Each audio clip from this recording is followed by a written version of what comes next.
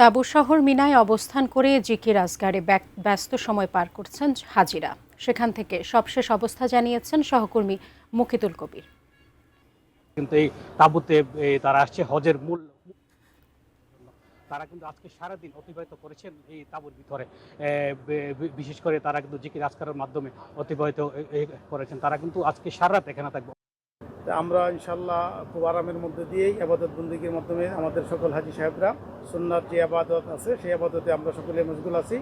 আজকে দিনও আমরা অতিবাহিত করছি, রাতটা অতিবাহিত করে আগামীকাল ফজরের পরে ইনশাল্লাহ আমরা হজের যে মূল বিধান, মূল ফরজ যেটা আরাফার মাঠে অবস্থানের জন্য আমরা বাদ ফজর মিনা থেকে রওনা করে আমরা আরাফাত প্রান্তরে যাব ইনশাআল্লাহ। সকল দেশবাসীর কাছে আমরা দোয়া চাই, আল্লাহ তাআলা যেন আমাদেরকে হজ্জে মাবরুর নসিব করেন। আমরাও দেশবাসীর জন্য দোয়া করি। ধন্যবাদ আপনাকে।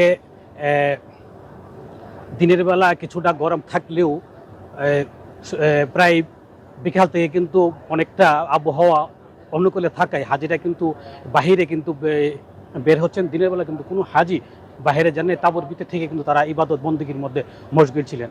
আল্লাহ তাআলা সকল হাজিদের হজকে কবুল করবেন এই প্রত্যাশায়। এই ছিল আমার কাছে সর্বশেষ খবর মিনার তাঁবু মিনার থেকে।